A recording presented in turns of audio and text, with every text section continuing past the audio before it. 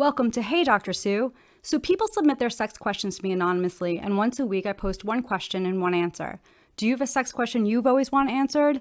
Go ahead and check out the description for information on how to submit it anonymously. So if you normally listen to my videos, you'll notice that this week's a little bit different. What I usually do is answer a question that someone submits anonymously to my website, and then I do a video giving you the question and then explaining the answer. But as I was getting ready to do a future video, I realized that something I had written a while ago didn't actually make it over to YouTube.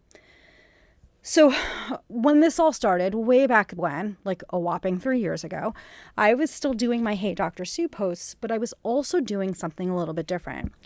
My sister loves reality TV and she loves watching it on Bravo. And so what would happen is she would see something on one of her reality shows, she would ask me a sex question, and I would do a whole write-up of it.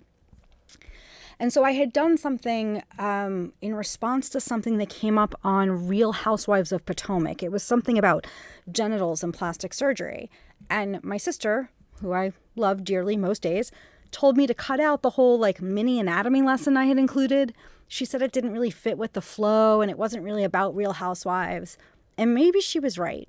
But as a sex educator, I can't complain about the horrible state of American sex education and then not do a basic mini anatomy lesson. So here it goes. What do you mean the vulva and vagina aren't the same thing?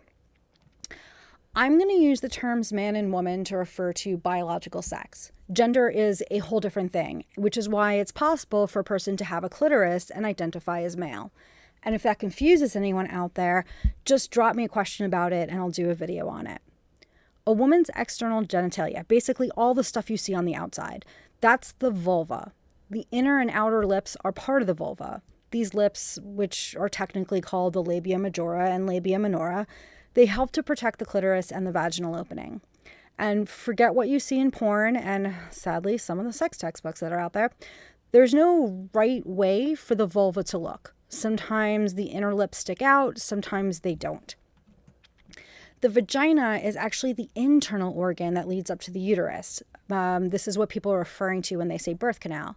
And the G-spot is located inside the vagina. And there's a video on this that I've linked to in the description.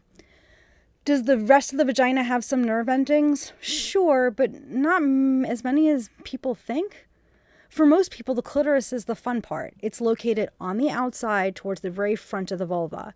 And it doesn't really do much in terms of functioning, but it's one of the places where people love to be touched because it has thousands of nerve endings. So there you have it, a very brief intro to female anatomy. If any questions came up for you that you want to ask me about, feel free to drop a question, or if you'd like me to do a basic male anatomy, let me know.